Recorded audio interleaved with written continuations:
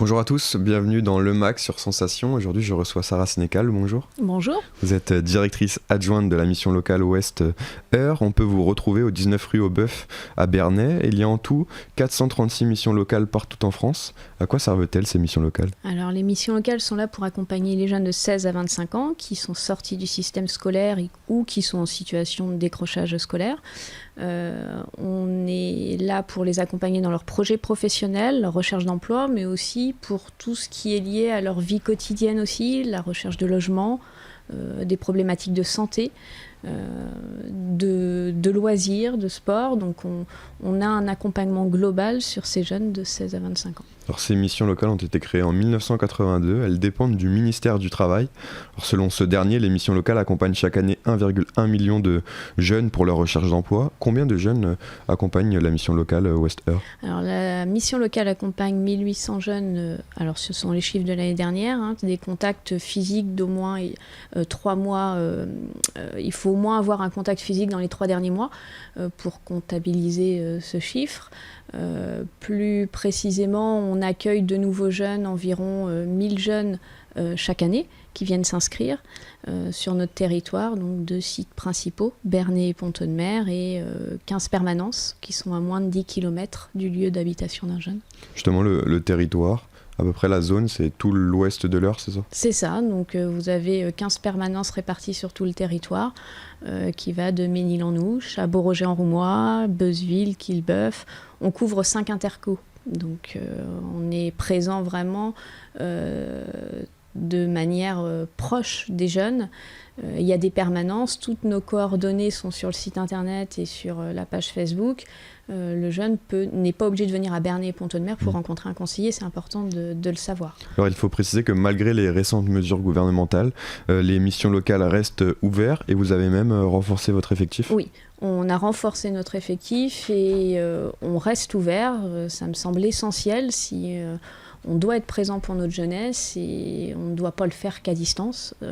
On doit être ouvert et pouvoir apporter les solutions, soit de subsistance et d'urgence, mais aussi d'accompagnement et de continuer à travailler avec eux sur leurs projets professionnels, leur recherche d'emploi et tous les besoins qu'ils pourraient avoir. Dans les activités de la mission locale, il y a votre partenariat avec l'association Aide à tout qui propose dans votre local de Bernay les vendredis du numérique. Alors qu'est-ce que c'est ? Alors, Aide à tout, pour revenir à l'origine, ils ont créé leur association dans le cadre d'une action que nous-mêmes on a montée, qui est la mini-entreprise. Et ils ont la consécration de cette action, ça a été de créer leur propre association sur effectivement l'accompagnement sur les usages numériques. Donc, on leur a proposé de venir sur nos ateliers du vendredi après-midi, les vendredis du numérique, où on a une agent d'accueil qui est là aussi toute la semaine, mais qui accompagne les jeunes sur l'usage des outils numériques, notamment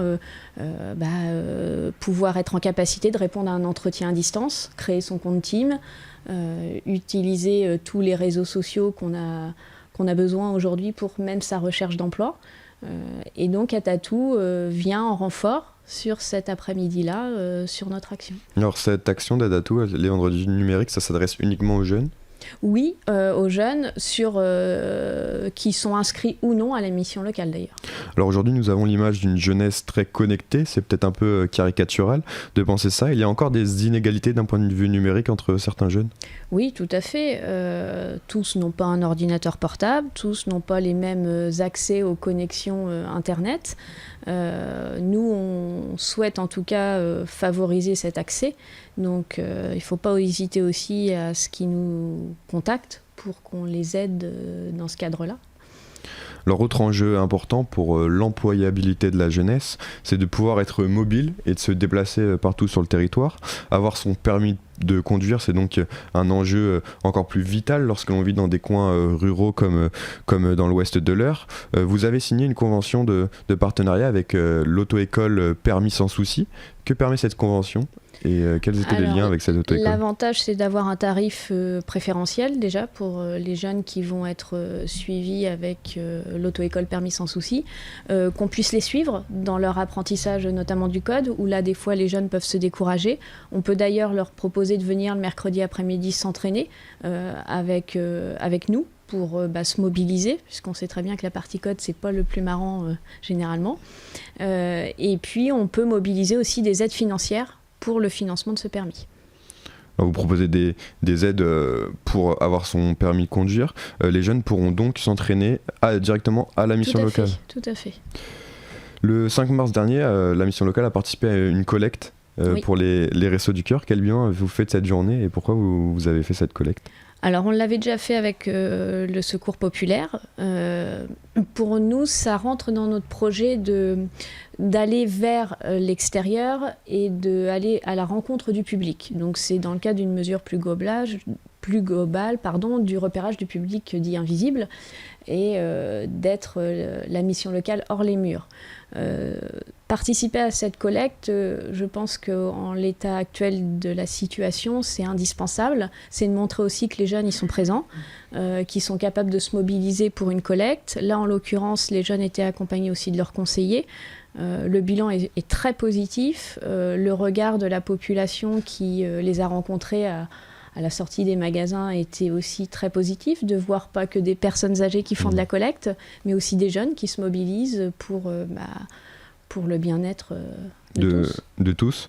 Quelle est la situation financière des jeunes en ce moment ? Est-ce que vous avez vu une augmentation de la précarité ? Oui, on le ressent effectivement. Il y a des jeunes qui avaient des petits boulots qui ne les ont plus. Effectivement, on le ressent tout à fait. Quel est l'état d'esprit des jeunes que vous suivez ? Est-ce qu'ils ont peur de l'avenir ? Est-ce qu'ils ont des craintes qui sont parfois justifiées ? Au contraire, est-ce qu'ils sont plutôt confiants et motivés pour la suite des événements ? Alors, je dirais que ça dépend desquels. Mais globalement, oui, il y a des inquiétudes, mais ils nous les transmettent pas tant que ça. Je pense que quand ils viennent, ils savent qu'ils peuvent aussi trouver des solutions chez nous. Et voilà, je pense que le message à faire passer, c'est venez nous rencontrer, on a des solutions à vous apporter. En tout cas, on peut vous accompagner, vous n'êtes pas seul. Alors, j'ai dit en début d'émission, les missions locales existent depuis 1982. Pourtant, elles ont un petit déficit de notoriété. Qu'est-ce qu'il faudrait faire comme travail pour les faire mieux connaître, notamment des jeunes ? Est-ce qu'il faut utiliser d'autres réseaux sociaux ? Quelles sont les pistes ? Alors, c'est de faire déjà ce que vous faites vous, c'est-à-dire nous inviter à des émissions. Effectivement, je pense qu'il faut mettre en avant toutes les actions qu'on peut mettre en œuvre. Et puis, je pense que c'est les jeunes qui peuvent en parler le mieux de la mission locale. C'est eux qui peuvent aussi être ambassadeurs. On va d'ailleurs recruter un jeune là, qui arrive la semaine prochaine en service civique pour aller à la rencontre des institutions, des partenaires et du public pour parler de la mission locale. Donc, vous voyez, c'est en cours.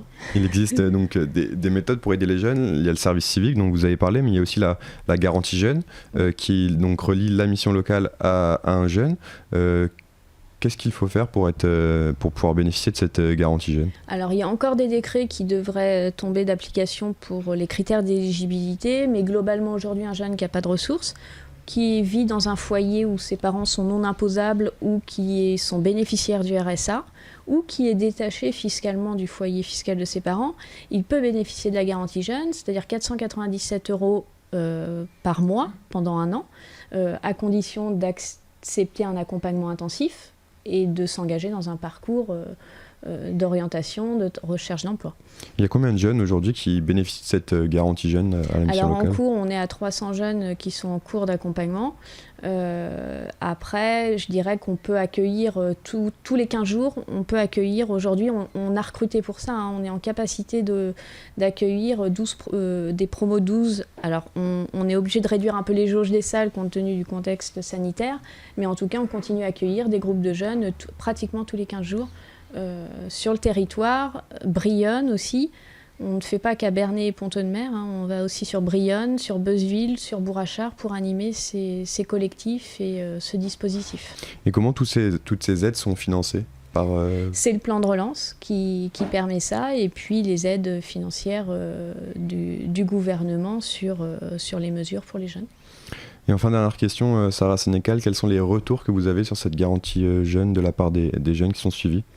Alors, de se sentir moins seul, déjà, d'avoir des conseillers et une équipe, d'ailleurs, que je remercie, car qui est sur le front quotidiennement, sur sur leur lieu de travail. Mais en tout cas, voilà, ils sont satisfaits de l'accompagnement, ils ont le sentiment d'être écoutés, d'avoir un repère et un guide dans leur parcours. Donc ça, c'est important. Merci beaucoup, Sarah Sénécal, d'avoir été avec nous sur Radio Sensation. Vous pouvez retrouver cette émission en podcast audio et vidéo sur notre site ou sur notre application Radio Sensation.